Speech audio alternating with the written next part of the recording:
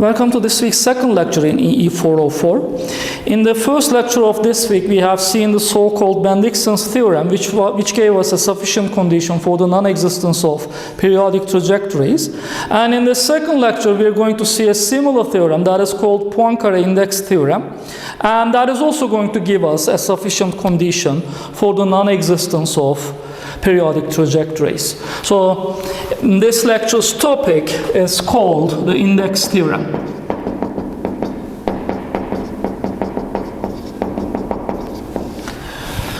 For index theorem, actually, the name implies that we need a concept called index, and that is what we are going to define first.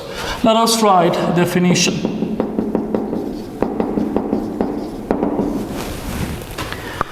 The index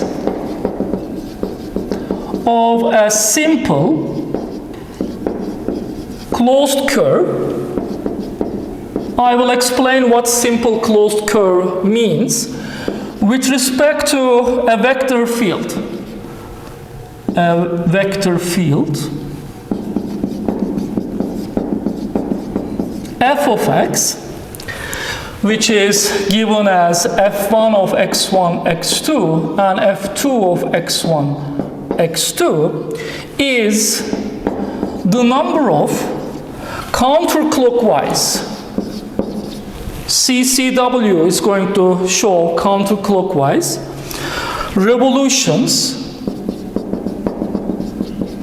or I can say here rotations, made by the vector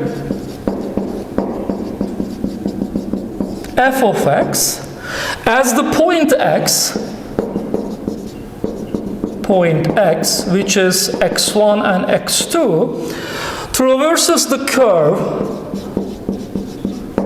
The curve moves on the curve once in counterclockwise direction.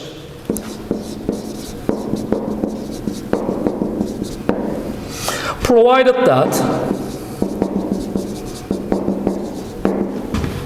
f of x is not equal to 0 anywhere on C.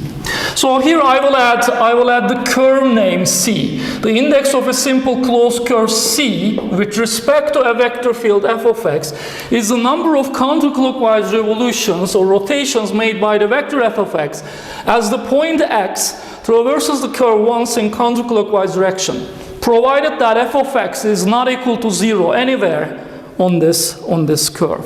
The first thing that I'm going to do is to explain what a simple closed curve is. A simple closed curve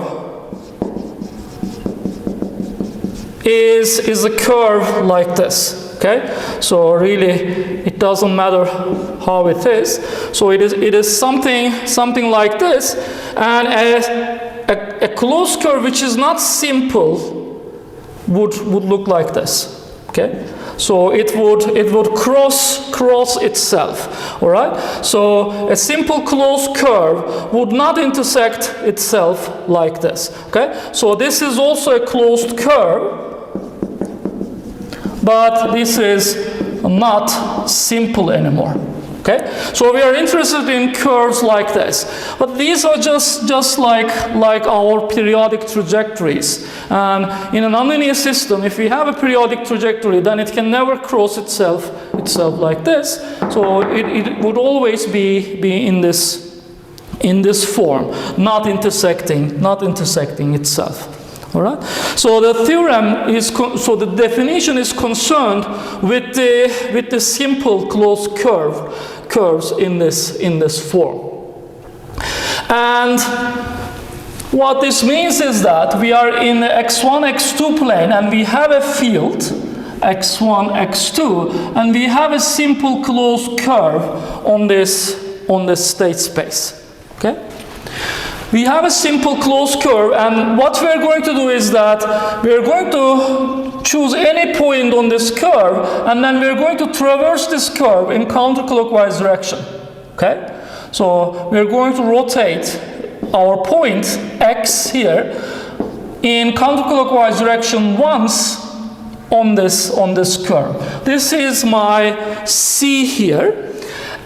And what we're going to do is that we're going to look at these field values at each point on this curve. Okay? So if I choose an x here, then f1 and f2 would give me some directions here. And when the x component is f1 and y component is f2, and this is going to be my f in that case.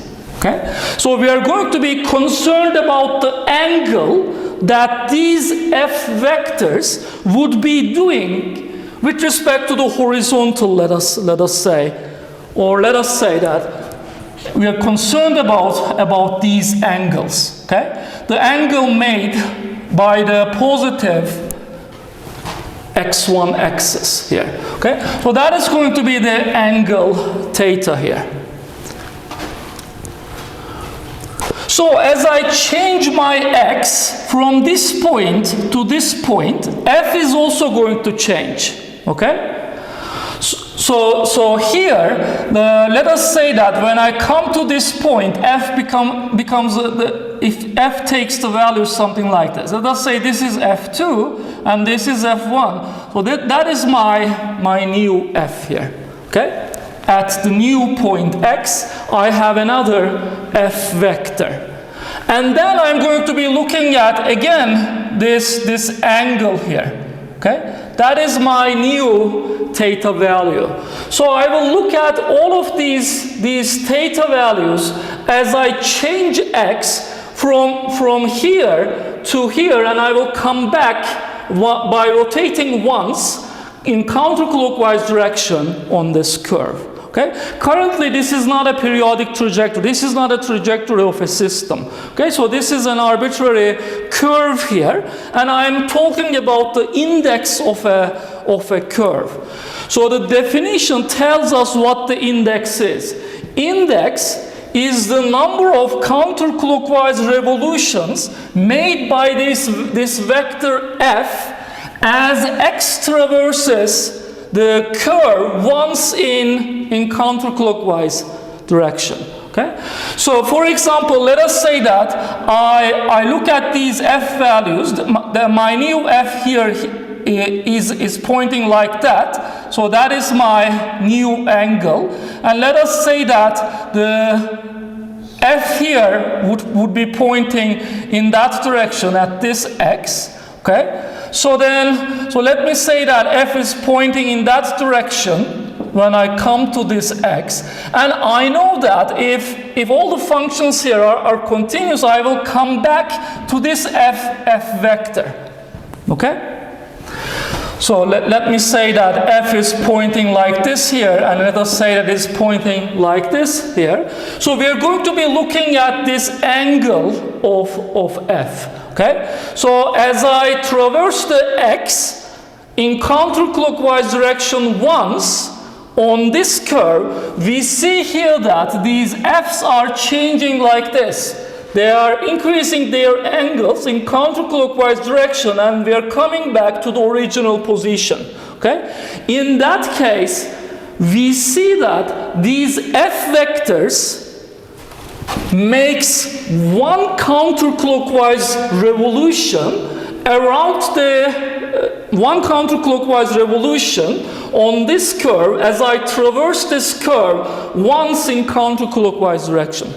Okay? In this case, I will call this fact as index of this curve C is just equal to 1. Okay? So I might have another scenario here. So let me say that, and sometimes index can be even 2, 3, etc. So if f rotates twice as I change my x from here and rotate on this curve once and come back here, if f rotates twice in counterclockwise direction, then the index of the curve would be 2. Okay? And we even give some index values if this f rotates in clockwise direction. Okay? So suppose that this is my original curve, and suppose that the f vectors on this curve would be making this type of direction change, let me say. Okay?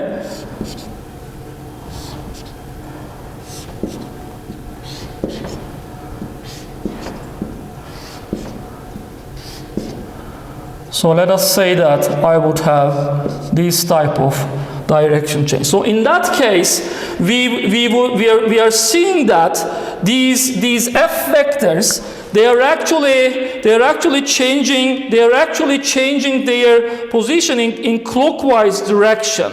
As I rotate x once around this curve, these F vectors, they are actually rotating in clockwise direction, and they are making one clockwise rotation as I traverse x on this curve in counterclockwise direction. Okay? So we are always going to be traversing x in counterclockwise direction, and we would be looking at the directions of these f's here at each point on this curve. In this case, we see that these f vectors are making actually one clockwise rotation. When we make x traverse the curve once in counterclockwise direction, then the index of this curve, c, would be just -1.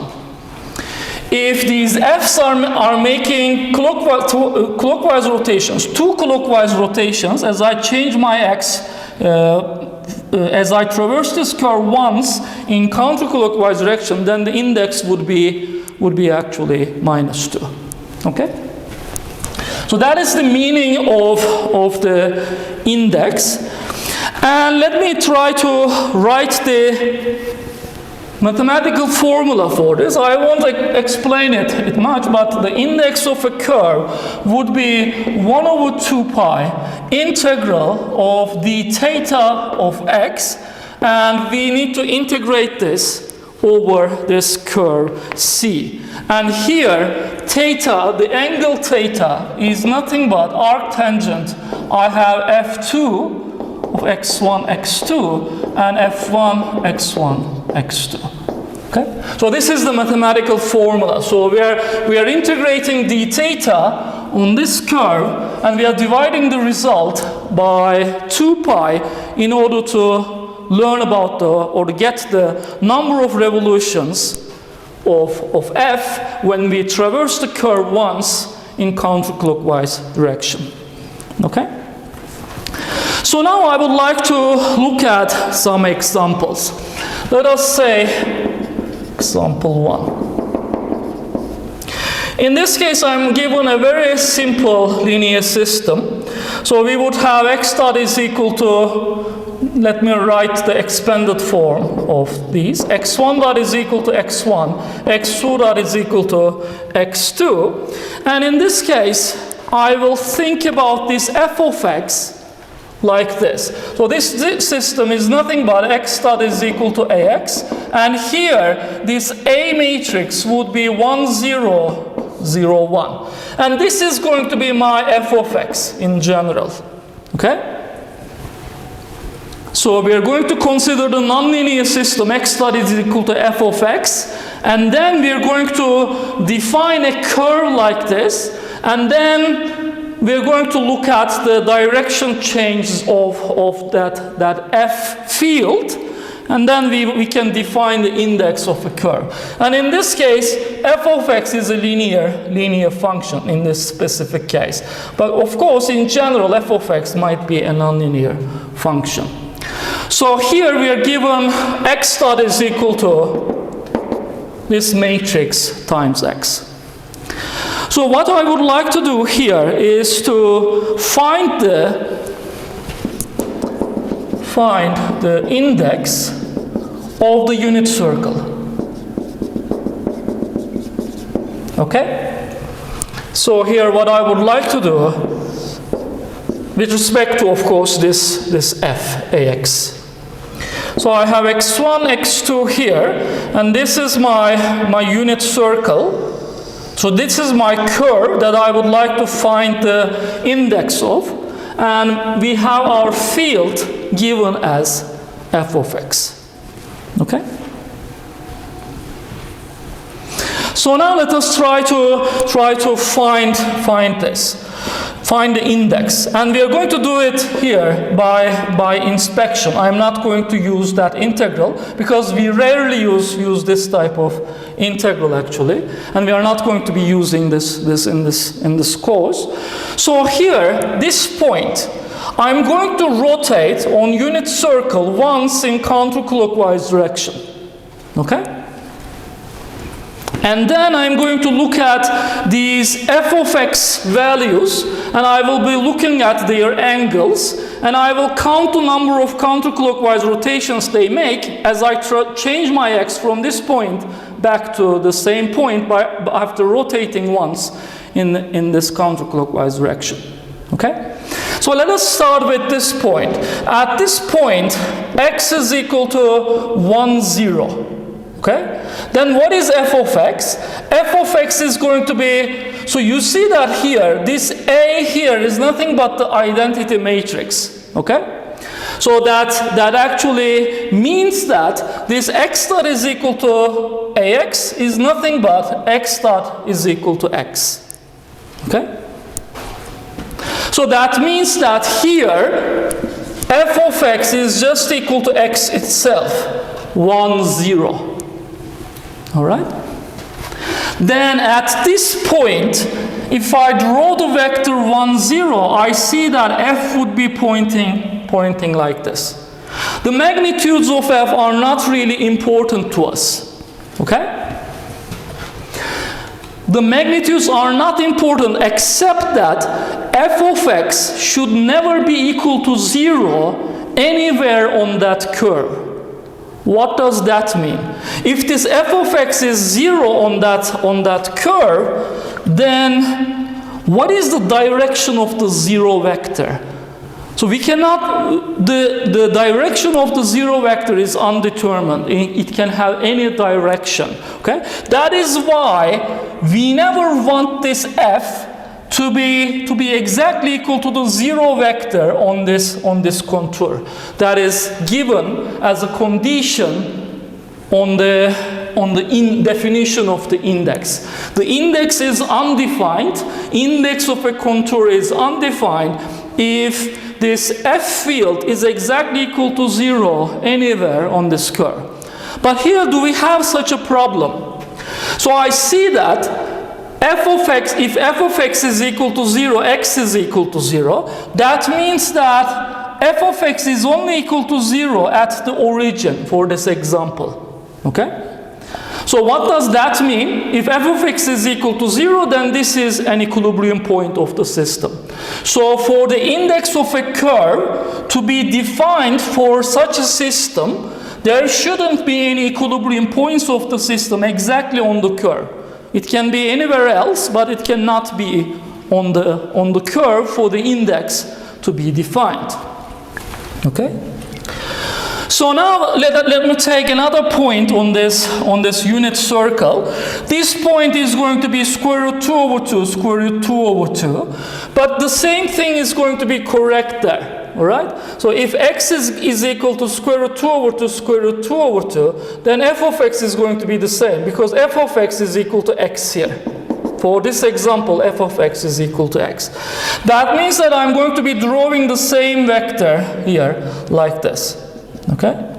So here, x is 0, 1, and that means that the f vector is going to be pointing upwards, the vector 0, 1. And I would be drawing, as you see here, these vectors are all going to be orthogonal to this circle here, and they would be pointing like this. All right? So we see that as I change my x, as I traverse the curve, as I change my x, and if I make it rotate once in counterclockwise on this curve C, I see that these f vectors, they are all making the similar angle changes. Okay? And I see that these f vectors, they would be making a counterclockwise rotation once if I change my x around this curve in the counterclockwise direction. So this is the point 1, point 2, 0.3, 0.4, 0.5, 6, 7, and let us say 8 here. If I draw, so these are my F's.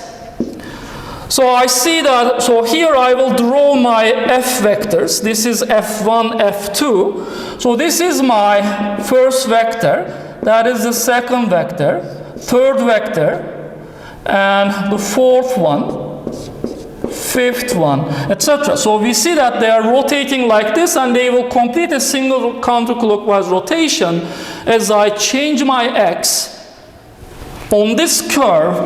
And if I make a single rotation on this curve in counterclockwise direction, that means that in this case, the index of the unit circle is just going to be +1. Okay?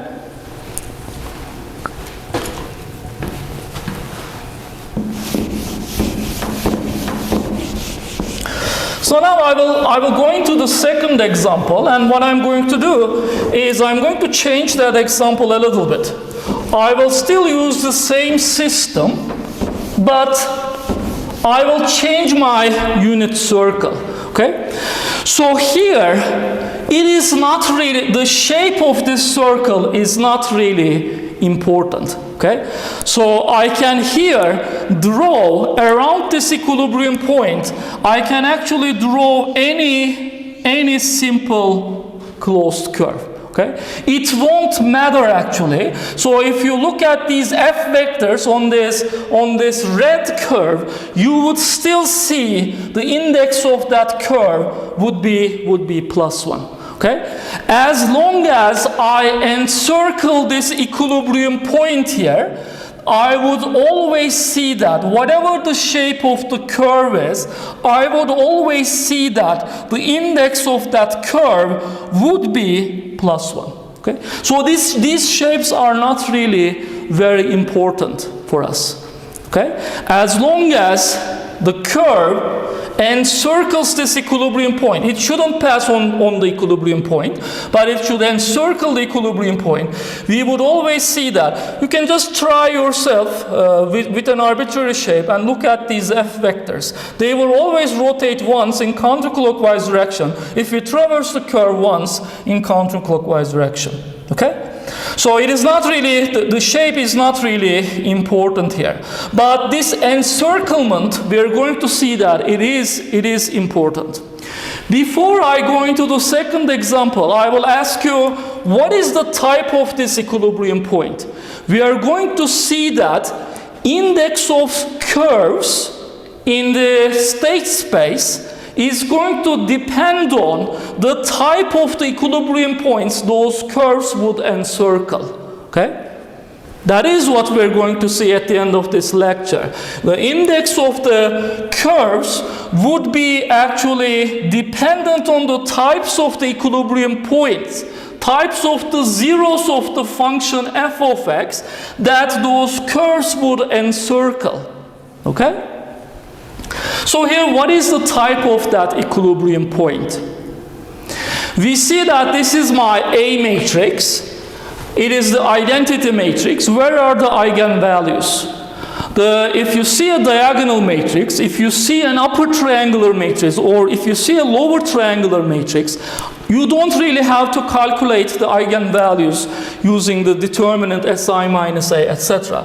The eigenvalues of a diagonal matrix or upper triangular, lower triangular matrices would be the diagonal elements. So here I have lambda 1 equals to lambda 2, and that they are both equal to 1. Okay? So what is the type of this equilibrium point in that case? It would be just an unstable node. Okay? So type of the equilibrium point is unstable node. Here stability really is not important. Type of the equilibrium point here is node. And we see that the index of the curve that encircles the equilibrium point is 1. So sometimes we are going to therefore forget about these curves here, and because this is true for any curve encircling this equilibrium point, we are going to sometimes say that the index of this equilibrium point is equal to 1. Okay? Instead of saying index of the curve is equal to 1, we are going to sometimes say that index of this equilibrium point is 1. Because whatever curve, whatever simple curve encircles this equilibrium point, its index is always going to be equal to 1. Okay? Plus 1. So now let us look at another example.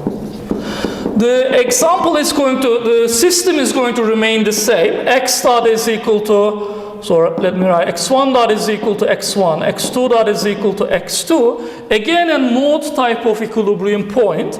This is x dot is equal to ax, and A is the identity matrix, so we have this, and that is my f of x. F of x is equal to x here. And now I will change the curve that I would like to calculate the index of, such that the curve will not encircle the equilibrium point here. Okay? That is my new C, and I would like to find the index of that curve.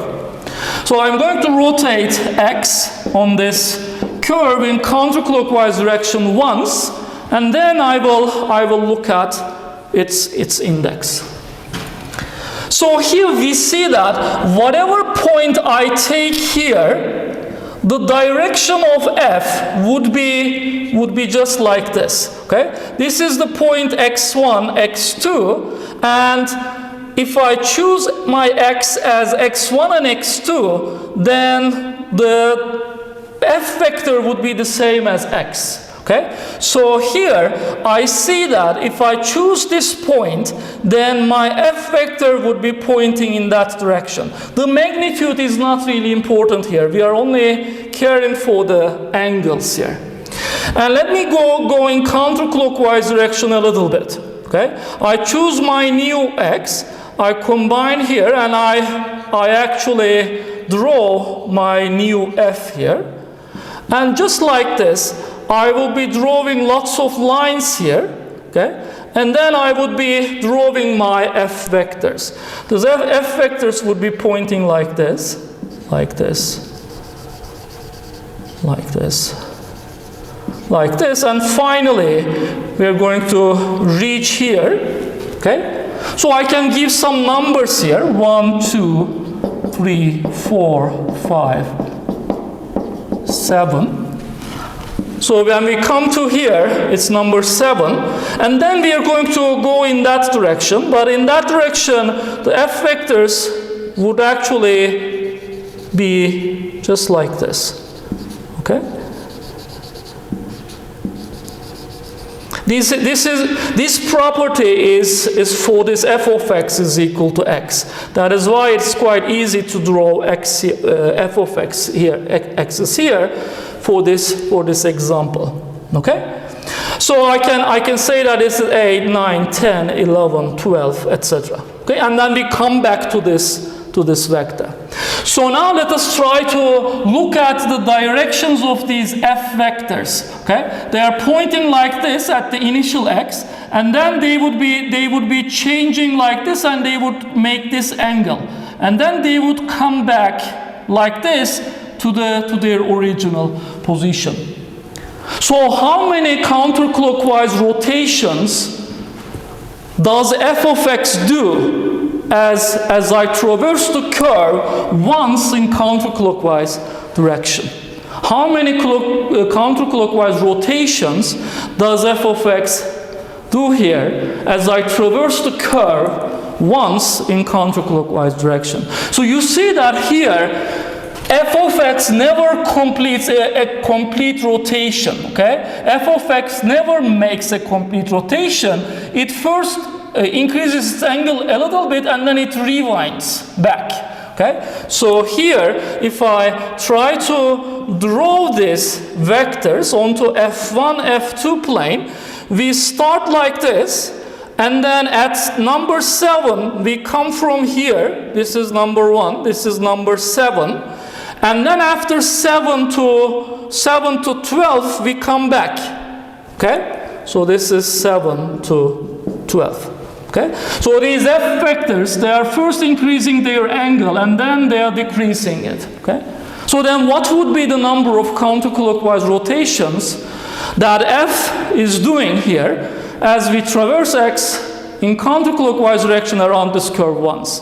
It is going to be 0. So we see that the index of this curve in this case is 0.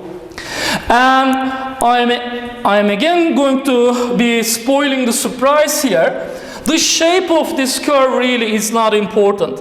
As long as this x, this curve, as long as this curve does not encircle this equilibrium point, its index will always turn out to be equal to 0. Okay? So we see here, therefore, some dependence on the equilibrium points and encircled equilibrium points and the indices of the curves. Okay? So we are going to solve one more example of this type.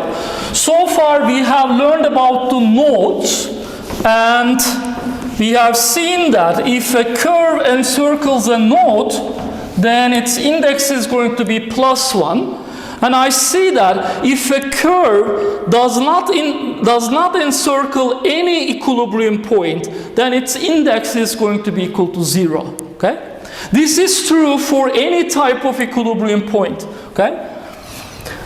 And we have seen that if a curve encircles a node type of equilibrium point, its index is going to be +1.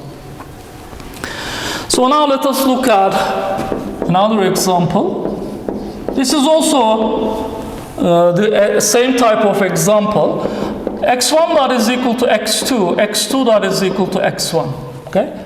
Now this is my system, and let me look at the A matrix here. It is going to be 0, 1, 1, 0, x here. Find the eigenvalues s, minus 1, minus 1, s square minus 1 is equal to 0. So s square is equal to +1. Take the square roots, meaning that lambda 1 and lambda 2, they are plus minus 1. Okay? So we have real eigenvalues with opposite signs, meaning that the equilibrium point of this system, which is at x equals to 0, it is at the origin, and we have a saddle point type of equilibrium.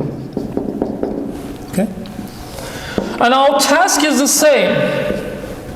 Find the index of the, let us say, unit circle.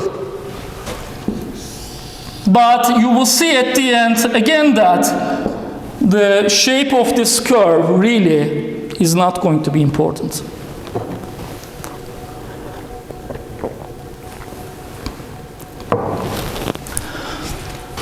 So I have here x1, x2, and here we see that f of x is nothing but x2 and x1. Okay?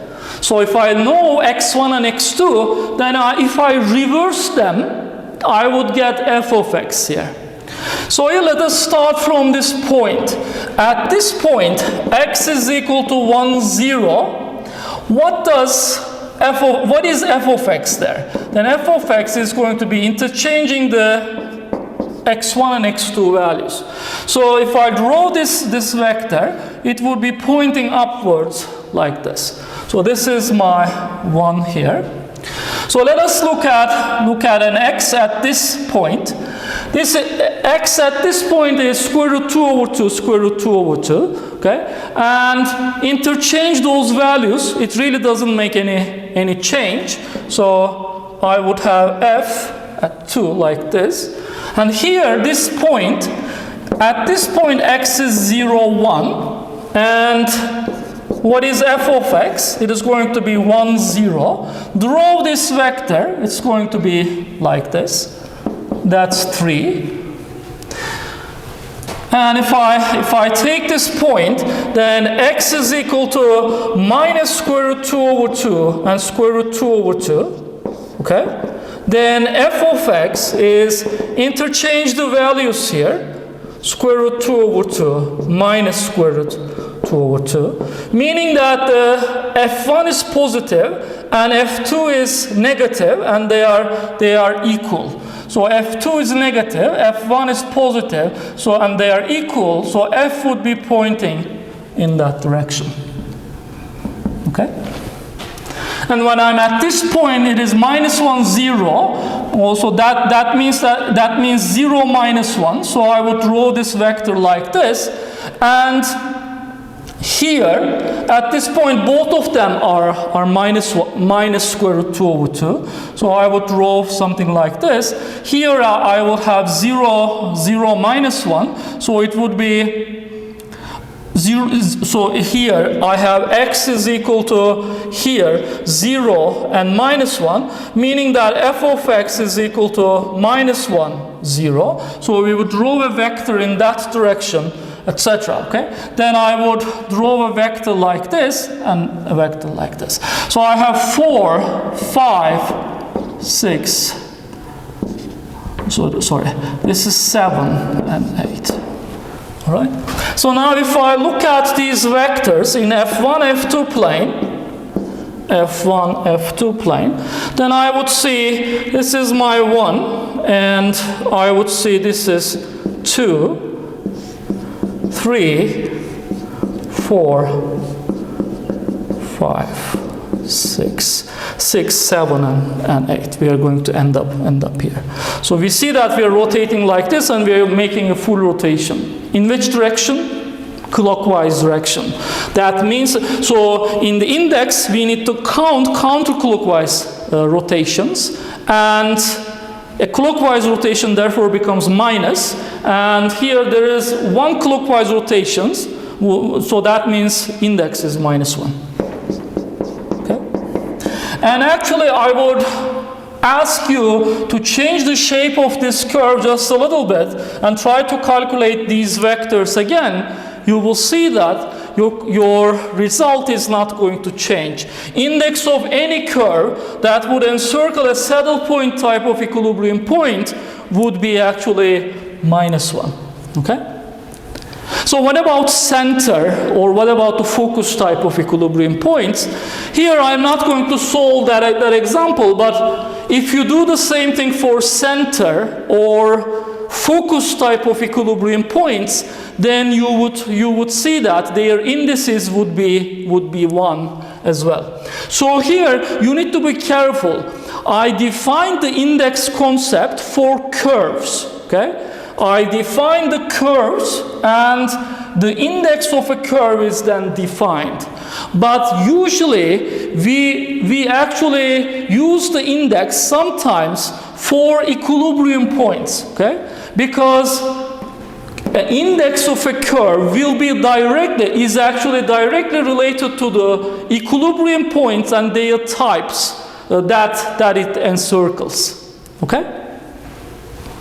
So that is why most of the times, instead of talking about the index of a curve, we talk about the index of an equilibrium point. For nodes, for centers, for focuses, the index of a curve would be, index of those equilibrium points would be +1, and only for the saddle point type of equilibrium point, the index would be -1. Okay?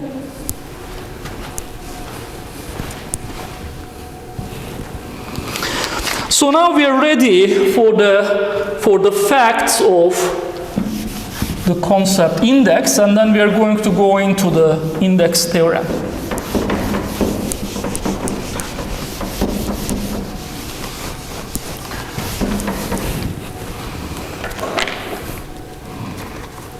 So let us say facts.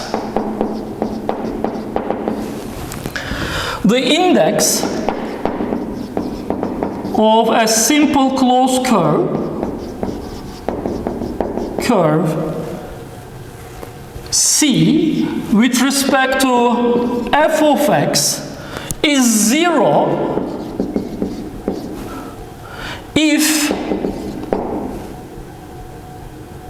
there is no equilibrium point of the system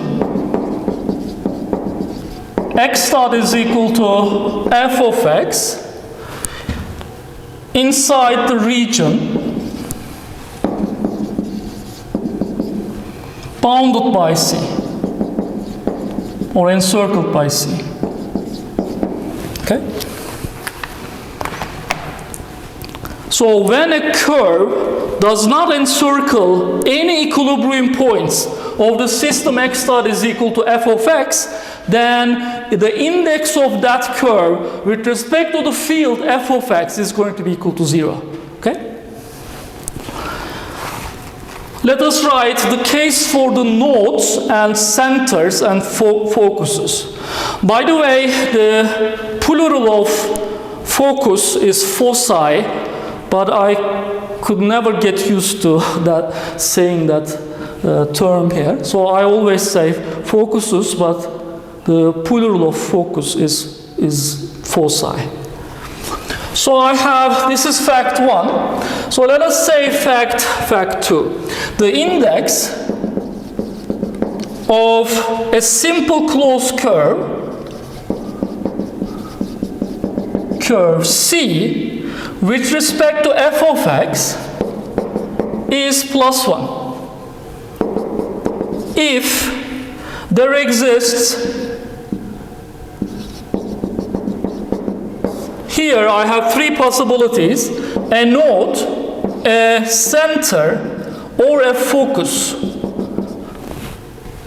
of the system, focus type of equilibrium point of the system, x dot is equal to f of x inside the region bounded by C. Okay? So if the type of the equilibrium point encircled by the curve is node, center, or a focus, then the index becomes 1. Index of that curve becomes +1. The third fact, the index of a simple closed curve C with respect to f of x is -1 if there exists a saddle point of x dot is equal to f of x inside the region bounded by C. Okay. So far we have considered only a single equilibrium point encircled by these curves. Okay? In each of the cases, only a single equilibrium point of the system was encircled. What is going to happen, or what would you expect that it happens when this curve actually encircles multiple isolated equilibrium points?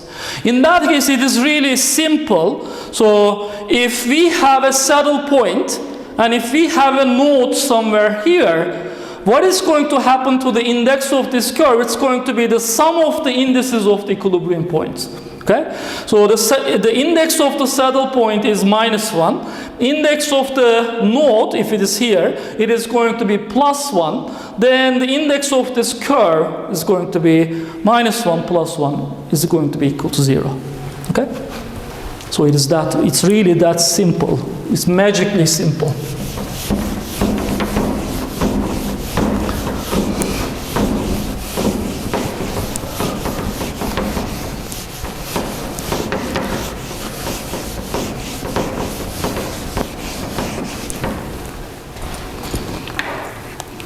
Sometimes people call this index concept as the winding number, or sometimes people would give the name of the mathematician who discovered or who really worked on these topics, and it's Poincare. This is sometimes called, therefore, Poincare Index. Poincare is actually a mathematician who is the founder of nonlinear control theory. He is really that important in this area. So here let us write fact 4. The index of a simple closed curve C with respect to f of x is the sum of the indices of the equilibrium points of the system x dot is equal to f of x in the region enclosed by C when C contains only the isolated equilibrium points of x dot is equal to f of x. So there is one thing that we need to make clear here, and that is here we are only concerned about the isolated equilibrium points. If there exists an equilibrium zone of the system, then really it really wouldn't be possible to define the index or make the connection of the index of a curve with the type of the equilibrium point. Okay? Because if we have an equilibrium zone here, if we have infinitely many equilibrium points, then it would not be possible to make a connection about the index of the curve and the indices of the equilibrium points, because then the type of the equilibrium points would not be determined. All right? So therefore here we are considering only the case when these curves are encircling isolated equilibrium points of the system. Let us say that we have a saddle point here at this point, and let us say we have a node here, and let us say we have a center here, and this is my curve C. Then the index of C would be the sum of the indices of these equilibrium points. Saddle point is -1, and node is +1, and center is +1. That would make just +1 here. Okay?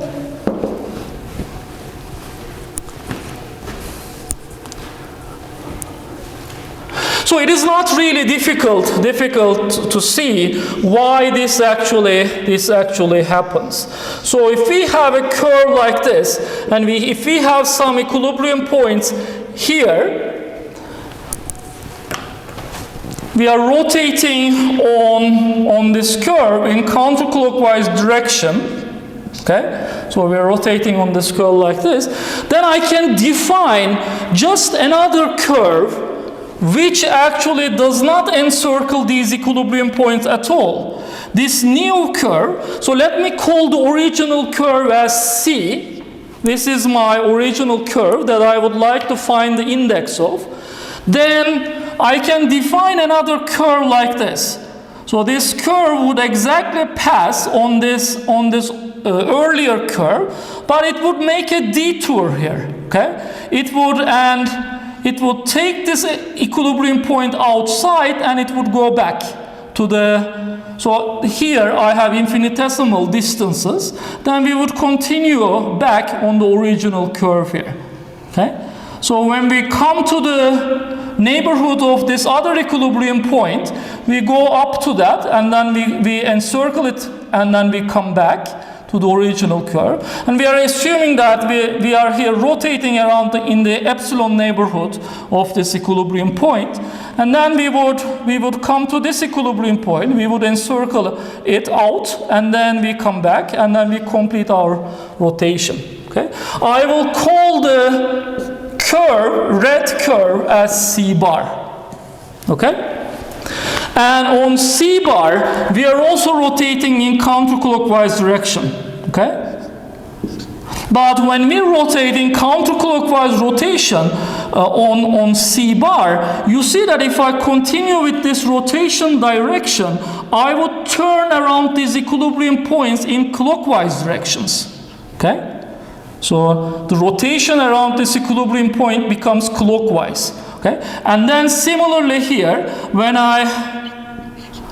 I come back here, I would rotate around this equilibrium point, and I will come back, and I would rotate around this equilibrium point, and I would come back. So now I'm asking you,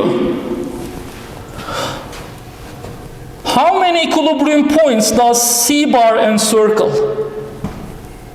So this C bar, does it encircle any equilibrium points? So we see that inside C bar, which is this region here, there are no equilibrium points. That means that according to the first fact, index of C bar needs to be equal to 0. Okay?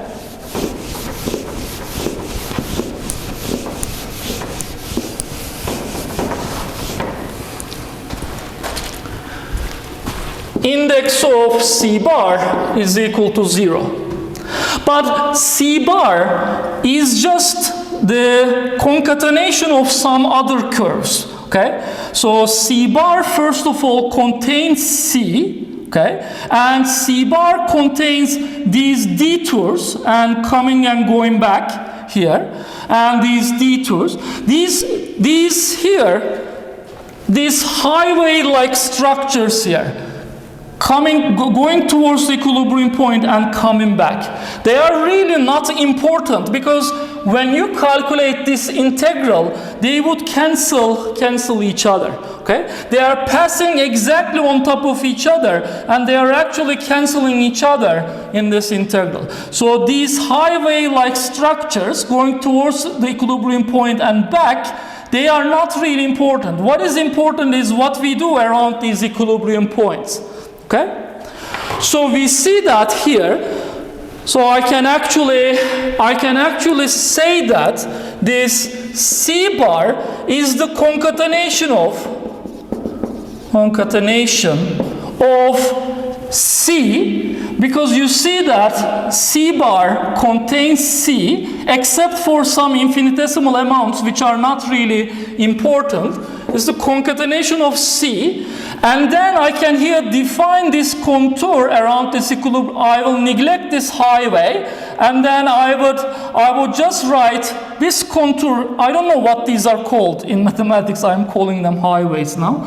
So this is, let us say that this is C1, the contour around C1. The contour around the equilibrium point. Let us say this is C2 and this is contour C3. Okay? So C bar is nothing but the concatenation of C1, C1, C2, and C3. Okay? And index of C bar is equal to 0. Okay?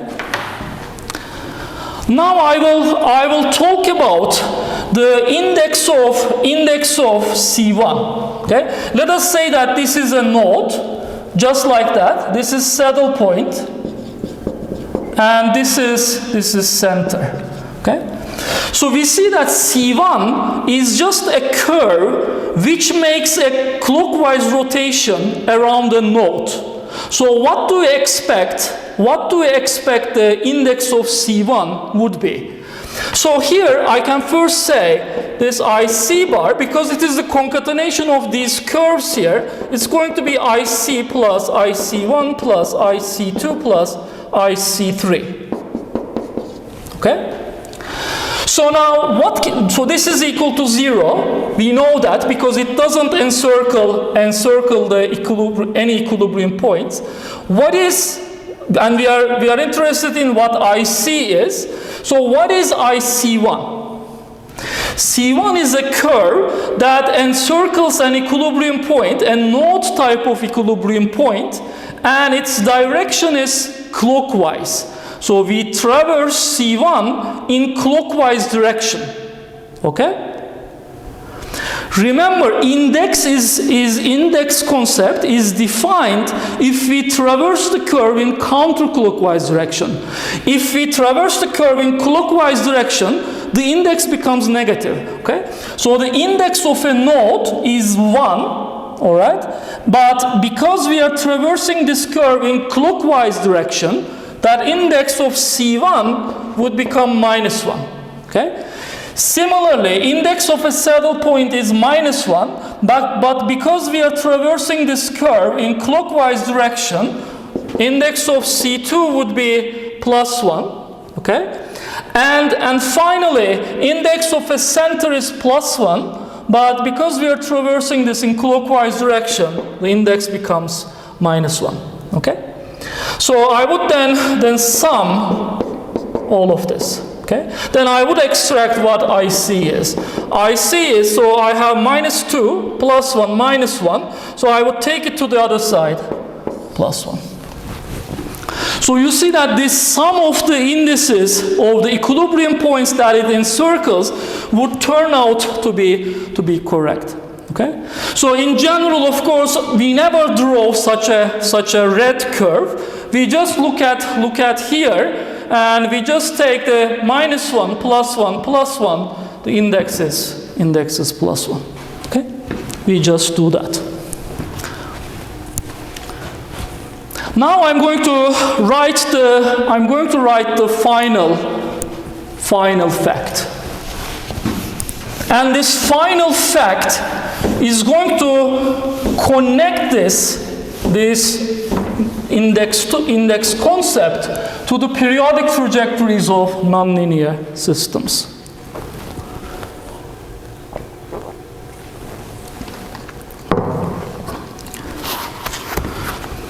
Fact number 5. Index of a periodic trajectory, index of a curve C defined exactly on the periodic trajectory of the system xdot is equal to f of x is +1. So now we are connecting this index concept to the periodic trajectory of the system xdot is equal to f of x. So let me give you this example. So suppose that the system xdot is equal to f of x has a periodic trajectory. Okay, this is periodic trajectory of xdot is equal to f of x. Now, what does the fifth fact tell us? Index of a curve C defined exactly on the periodic trajectory of the system. So I define a curve C exactly on this periodic trajectory. Okay? Here I didn't say anything about the equilibrium points, etc. Okay?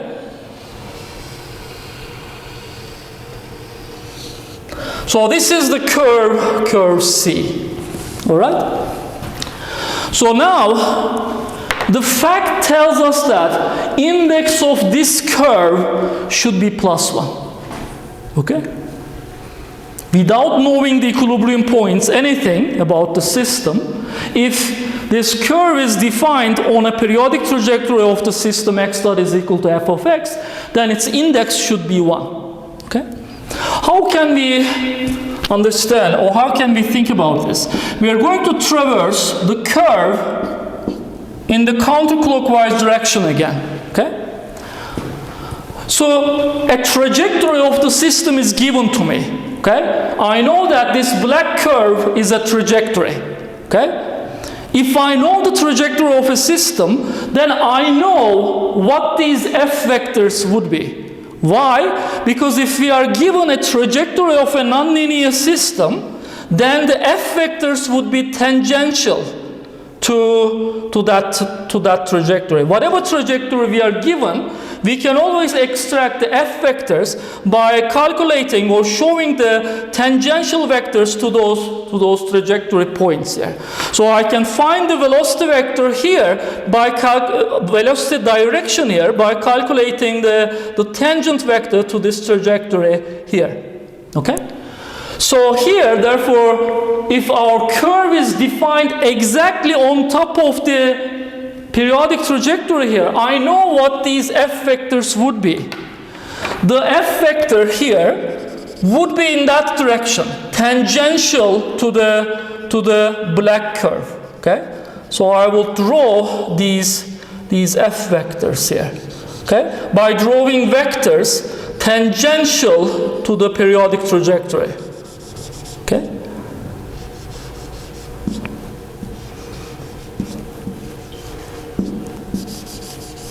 So now look at those F vectors. If I start here, then if I traverse the red curve in counterclockwise direction, you see that the green vectors are making a counterclockwise rotation, and they only make a single counterclockwise rotation.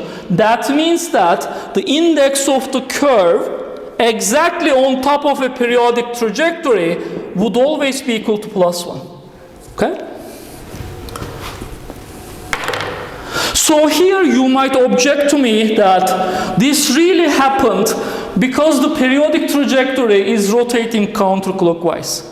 What would happen if the periodic trajectory rotated in the other direction? Do you think we would have the index of the curve C -1 in that case? Let us see.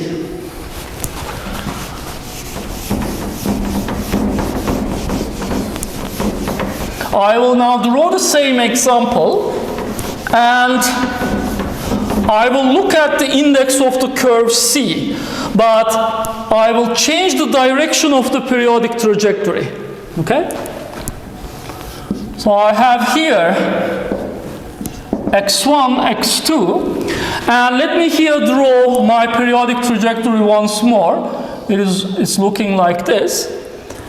And in this case, I will assume that the periodic trajectory is a clockwise periodic trajectory. Okay? And then I will define my curve exactly on top of that periodic trajectory. Okay? That is C. So this is my C.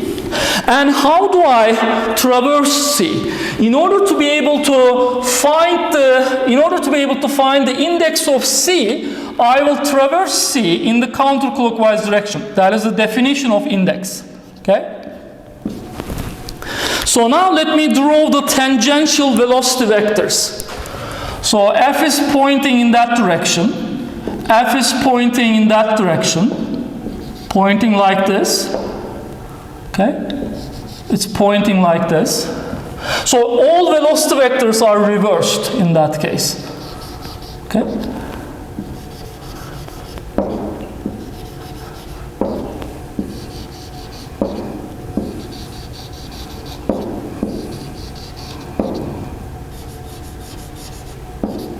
So then what I would do is that I will traverse the red curve in counterclockwise direction, and I would look at these. Maybe I should have drawn them with green again, but sorry for that. So I have drawn them with black. So here I would traverse the red curve in counterclockwise direction, and I would look at the directions of the F vectors. So you see that they would come here, they become horizontal, and they would continue turning, and they would make a rotation like this, and they would come back here. So you see that the rotation direction of the periodic trajectory did not change the index. Why?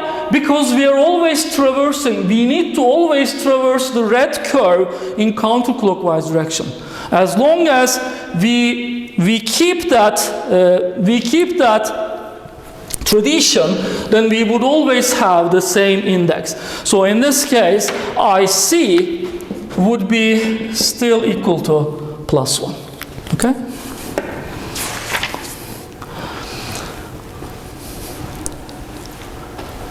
So now we are actually ready for combining all of these facts. There are two groups of facts that we have learned.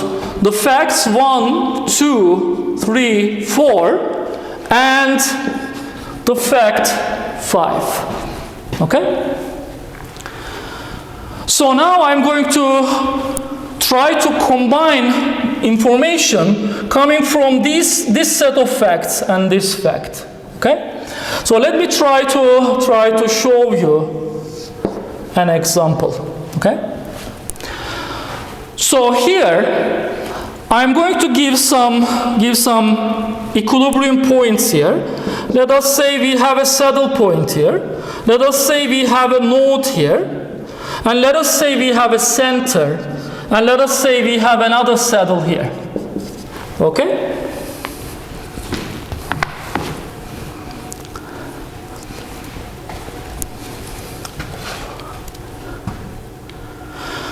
So now let me say that somebody claimed to you that there is a periodic, so this is a system, these are the equilibrium points of a system given as x dot is equal to f of x. You know the equilibrium points and their types.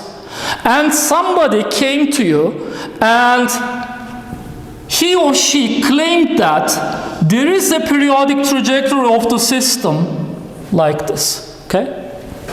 Somebody ignorant probably, somebody who doesn't know nonlinear control, okay? Let us say that he claimed that this is a periodic trajectory of that system, okay? Would you believe him? Would you believe this claim? Would you say that, yes, that might be a periodic trajectory of the system, okay? You shouldn't believe, okay? The answer should be, you shouldn't believe. Why? Let us now look at define a contour exactly on top of this claimed periodic trajectory, okay? Define a contour exactly on top of this claimed periodic trajectory, okay? And that is your C.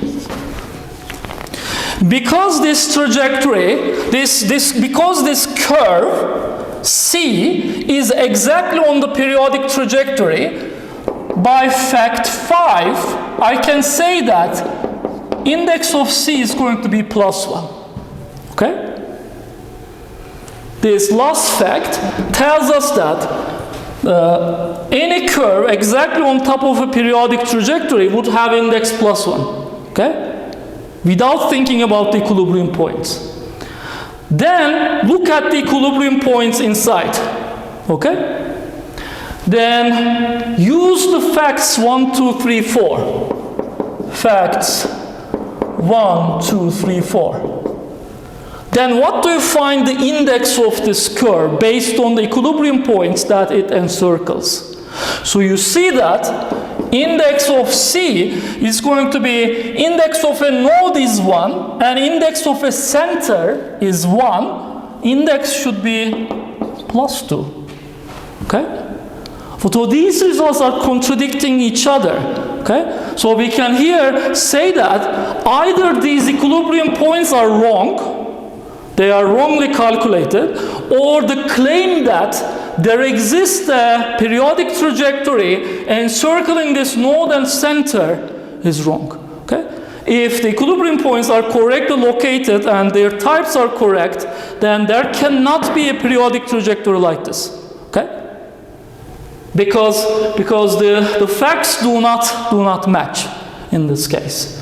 This index of this contour should always be +1, and equilibrium points encircled by this contour should be given in harmony with this fact 5. Okay? So here I can actually say that this is not possible. Not possible. Okay? And this type of arguments that are going to be given in the Poincare Index Theorem. Okay? So then what type of equilibrium point, what type of periodic trajectories would be possible with our logic here? So let me give you another. So somebody else came, somebody knowing nonlinear control, and she told you that this is a periodic trajectory of the system. Okay? Let us say that the direction is like this. Okay? In this case, would you believe him? In this case, the index of a curve exactly on this periodic trajectory should be 1. Okay? And what about the equilibrium points? Types of the equilibrium points encircled by this candidate periodic trajectory. There is a node +1, there is a center +1, it made +2, and there is a saddle which is -1. So +2 -1 would make +1. So these two facts would actually give us the same answer. In that case, yes, you can say that there might be such a periodic trajectory. Okay? There might or there might not be. Okay? So we don't know. But this really doesn't violate the index theory. Okay? There might be such a periodic trajectory, but there cannot be such a periodic. There might not be such a periodic trajectory, but there might be. Okay? So this new periodic trajectory candidate is possible. Okay? So actually these are going to be what the index theorem would be claiming.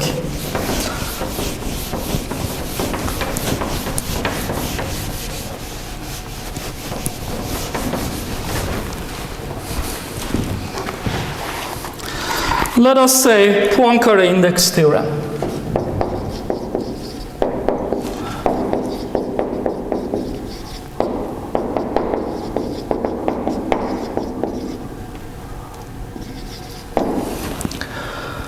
So if a periodic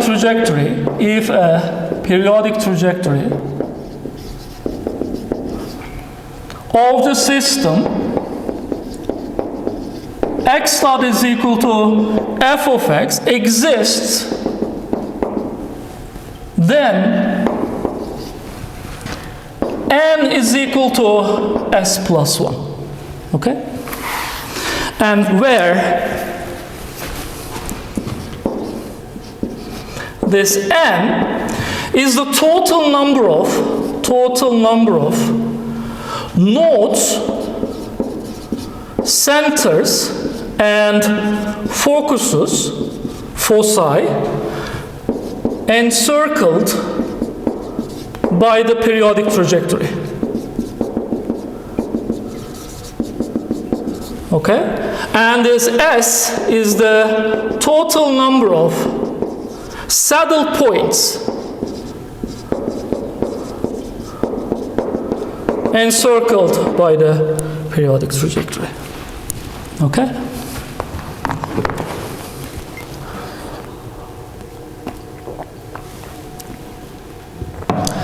So this is Poincare Index Theorem, and it says that if there exists a periodic trajectory, again, this really doesn't tell you if there is a periodic trajectory.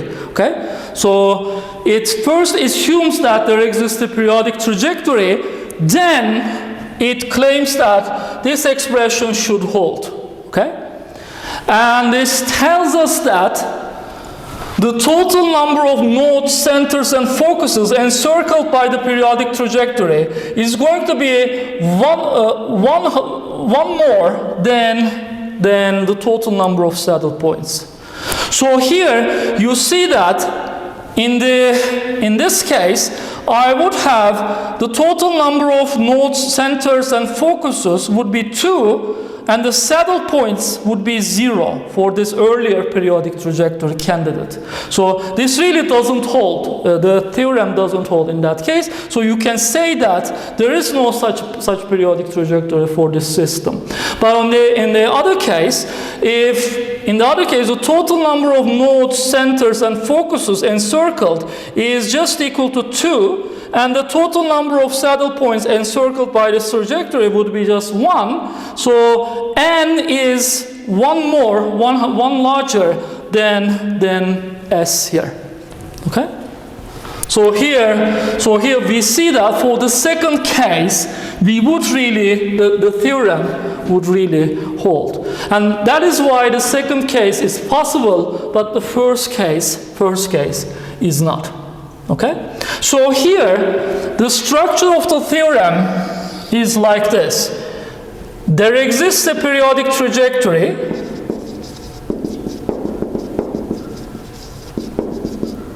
Then n equals to s+1. Okay?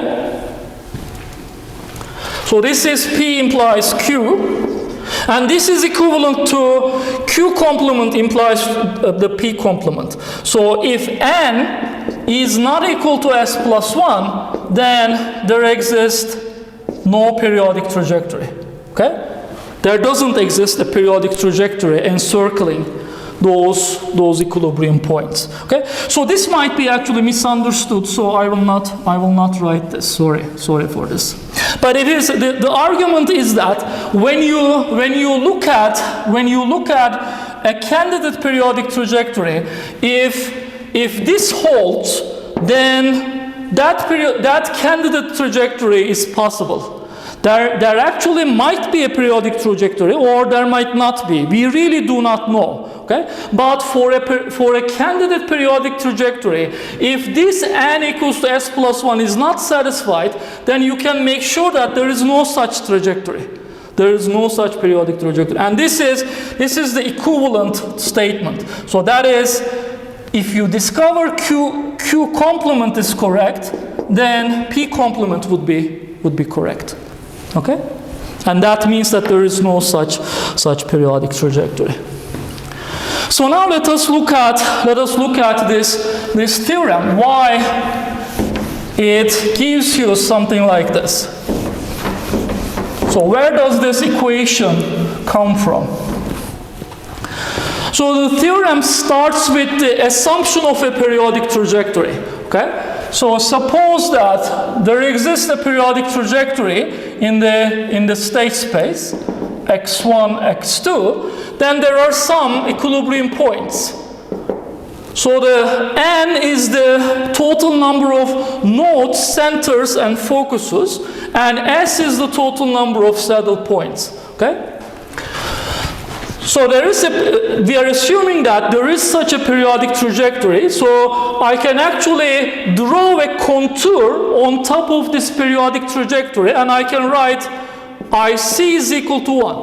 Okay? Because there already exists a periodic trajectory like this, the index of a contour exactly on top of that periodic trajectory would be +1 by fact 5. Okay? Then let us use the other facts 1, 2, 3, 4, in order to calculate the index of the same curve, okay, C. So I know that the indices of nodes, centers, and focuses encircled by the periodic trajectory would be +1, okay? So I would have +1 times n, okay? These are the indices coming from the nodes, focuses, or centers. All right? Remember that index of a contour is the summation of the indices of the equilibrium points it encircles. All right? So I will here sum two terms.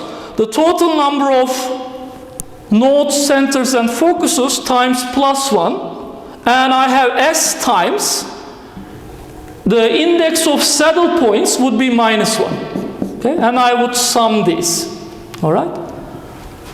So this is the index of the same curve according to the facts 1, 2, 3, 4. So I would have n minus s is equal to 1. I would get this equation from that, and that means that n is equal to s plus 1, okay? So based on the facts that we gave so far, we could actually prove this theorem just in this manner. All right?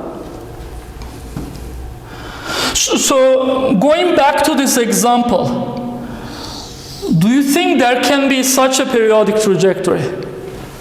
This third curve here. Do you think there can be such a periodic trajectory? The total number of nodes, focuses, and centers would be 0.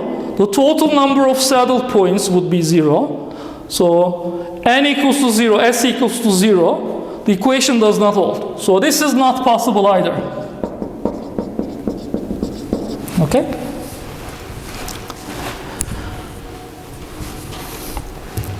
So here, this finishes the theorem. And here the only thing that I'm going to do is to write a corollary to this theorem. In mathematics, a corollary is a result or is a proposition or is some theory that follows directly from the theorem. Okay? So I will write here a corollary to the Poincare Index Theorem. Remember, in mathematics, if you are using some result for being able to write a theorem, so something that comes before the theorem becomes a lemma, and something that follows that comes after a theorem becomes a corollary. Okay? So this is the corollary to Poincare Index Theorem. Every periodic trajectory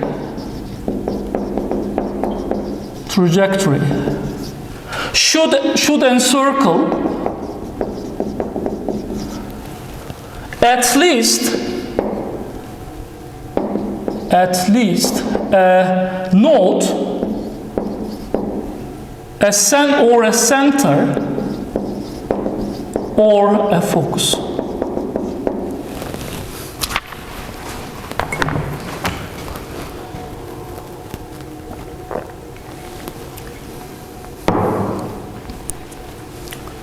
So this is the corollary to the Poincare Index Theorem. So we see that by this corollary, such a periodic trajectory cannot exist. Okay? Because it really doesn't encircle a node, a center, or a focus. But here, how can I actually prove this? By using the Poincare Index Theorem. So it's really not difficult. This total number of saddle points, we know that total number of saddle points is either 0 or positive. Okay? So we always know that S is larger than or equal to 0. And we know that when there exists a periodic trajectory, N should be S+1, and if S is larger than or equal to 0, then N should be larger than or equal to 1. Okay? So we see here that if we have a periodic trajectory of the system, then that periodic trajectory should always have at least one node, center, or focus. So this N should be always larger than or equal to 1. Okay? And that is the corollary to the Poincare Index Theorem. So we know that there cannot be such a periodic trajectory, or there cannot be such a periodic trajectory, etc. Okay? So here, this one is possible, for example. Okay? So this one encircles only a single node, and N equals to S+1 holds. So this is possible. Similarly, this is also possible. Is this possible?